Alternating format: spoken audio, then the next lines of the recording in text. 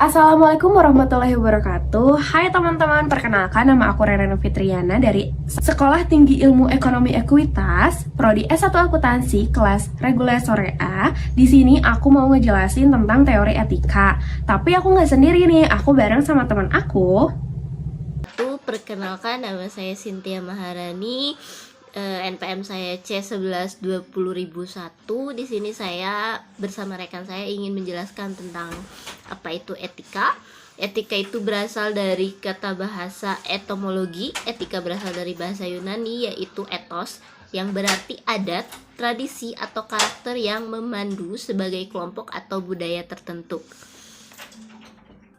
Pengertian etika yang pertama dari KBBI tahun 1995, nilai mengenai benar dan salah yang dianut suatu golongan atau masyarakat. Sementara etika sendiri ilmu tentang apa yang baik dan yang buruk, tentang hak dan kewajiban moral. Yang ketiga itu filsafat moral. Etika disebut filsafat moral, yaitu cabang filsafat yang berbicara tentang praksis atau tindakan manusia. Etika itu tersendiri tidak mempersoalkan keadaan manusia, melainkan mempersoalkan bagaimana manusia itu harus bertindak. Apa sih kita harus belajar etika? Yang pertama, kita akan mengasah kemampuan kita dalam bersikap. Jadi ketika kita sudah belajar etika, kita akan mengetahui mana yang benar dan mana yang salah. Lalu kemudian kita akan bersikap, oh lebih baik aku seperti ini, oh lebih baik aku seperti itu. Jadi kita akan bisa lebih menentukan lagi mana yang benar dan mana yang salah. Lalu yang kedua adalah mampu bertindak dan memahami bahwa setiap tindakan yang dilakukan memiliki konsekuensi. Jadi kita akan berpikir lagi 2 kali ketika kita akan melakukan sesuatu nih. Misalnya, saya kalau tidak menghormati orang lain, kemungkinan besar pun saya tidak akan dihormati. Seperti itu. Dan ada juga yang kayak ketika kita tidak hormat kepada yang lebih tua, konsekuensinya adalah mereka akan menganggap kita sebagai anak yang tidak sopan dan tidak berperilaku baik. Lalu yang ketiga adalah improving your ethical awareness. Lalu yang keempat, bisa mengambil keputusan tepat nih saat mengalami dilema etika. Jadi ketika kita bingung, sebenarnya aku lebih baik gini atau lebih baik itu, ketika kita sudah mempelajari etika, kita akan balik lagi ke yang tadi. Kita akan mampu menentukan sikap, mampu memperhitungkan akibat yang bisa kita terima dari sikap kita ini. Lalu nanti di sini kita bakal bisa mengambil keputusan yang lebih tepat, lebih matang lagi, dan memikirkan segalanya gitu. Terima kasih. Lalu akan dilanjutkan oleh teman saya, Renanda. Nah, tadi Cynthia udah ngejelasin kan tentang arti kata etika, pengertian etika itu apa, kenapa kita harus tahu etika, dan fungsi dari etika itu sendiri. Nah, di sini aku mau ngejelasin nih ke teman-teman tentang faktor-faktor yang mempengaruhi pelanggaran etika. Yang pertama, kebutuhan individu. Contohnya yaitu ada seorang anak yang menginginkan mainan, tapi karena anak tersebut tidak mendapatkan mainan dari orang tuanya, ya atau bisa dibilang tidak dibelikan oleh orang tuanya, sehingga anak ini pun berpikir untuk mencuri mainan yang dia inginkan di toko mainan. Yang kedua faktornya yaitu tidak ada pedoman. Nah, contohnya apa sih dari tidak adanya pedoman ini? Nah, teman-teman tahu sendiri kan, di pinggir jalan itu suka ada space nih yang kosong. Nah, para penjual kaki lima itu biasanya mengisi space yang kosong di pinggir jalan untuk mereka berdagang. Dikarenakan belum adanya peraturan daerah dan ketentuan jika di jalan raya tersebut dilarang untuk berjualan, sehingga ya karena tidak adanya peraturan tersebut, maka para penjual kaki lima mereka merasa bebas untuk berjualan di pinggir jalan tersebut. Nah, yang ketiga ada perilaku dan kebiasaan individu yang terakumulasi dan tak dikoreksi. Contohnya itu kayak gimana sih? Seorang karyawan yang menggunakan peralatan kantor untuk kepentingan pribadi. Nah, karena atasannya itu tidak tahu dengan kelakuan karyawannya ini, sehingga ya atasannya tidak memberikan teguran kepada karyawan ini. Keempat, ada lingkungan yang tidak etis. Contohnya itu, misalnya, aku tidak pernah berbohong kepada orang tua. Lalu ketika aku masuk sekolah, aku berteman dengan teman-teman yang biasanya mereka berbohong nih kepada orang tuanya.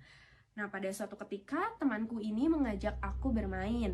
Tetapi karena aku jika ingin bermain itu harus meminta izin kepada orang tua, tapi teman-temanku ini berkata, udahlah Ren, gak usah ngomong aja ke orang tua kamu. Tuh, kalau kamu ditanya dari mana aja, bilangnya kerja kelompok aja.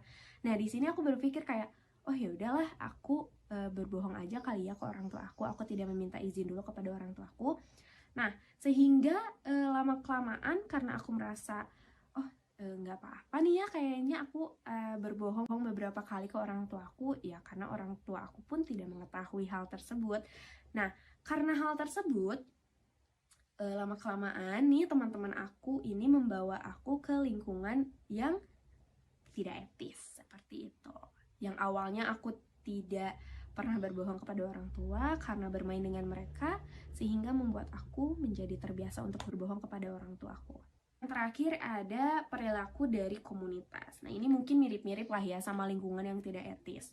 Nah, untuk contoh dari perilaku dari komunitas, yaitu ada seorang wanita, ya kita kasih contoh aja aku lah ya. Aku misalnya nih, dari kecil sampai besar aku kurang diberikan kasih sayang oleh orang tua aku. Sehingga ketika aku memiliki anak nanti, nah aku kurang mengetahui cara memberikan kasih sayang kepada seorang anak, atau aku menerima kasih sayang dari seorang ibu atau ayah, maka kemungkinan aku bisa menjadi orang tua yang kurang memberikan kasih sayang kepada seorang anak. Nah, tadi kan kita udah bahas nih faktor-faktor yang mempengaruhi pelanggaran etika. Nah, selanjutnya kita akan menjelaskan tentang sanksi pelanggaran etika. Nah, di sanksi pelanggaran etika ini ada dua nih teman-teman, ada sanksi sosial dan sanksi hukum.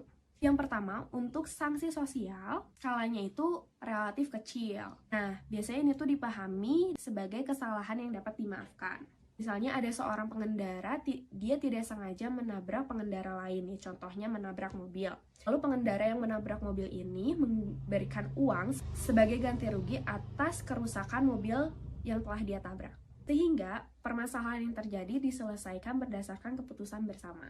Nah, untuk yang kedua, sanksi hukum. Skalanya lebih besar ya dibandingkan sanksi sosial. Biasanya untuk sanksi hukum ini tuh dia merugikan pihak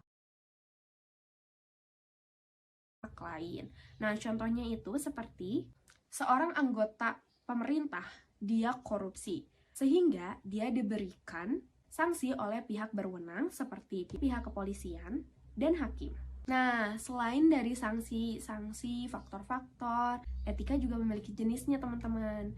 Nah, yang pertama itu ada etika umum. Ini berisi tentang prinsip serta moral dasar. Nah, contohnya itu kayak menyapa orang yang dikenal, misalnya nih di jalan kita lagi ketemu orang nih atau teman kita yang kita kenal, nah kita sapa. Yang kedua nih contohnya kalau misalnya kita lagi ngobrol sama orang, usahakan untuk kita melihat matanya atau ada kontak mata lah ketika ada orang yang berbicara ke kita. Yang ketiga, jika kita mau masuk nih ke halaman rumah orang lain atau masuk ke rumah orang lain, kita harus meminta izin dulu kepada orang yang punya rumahnya ya.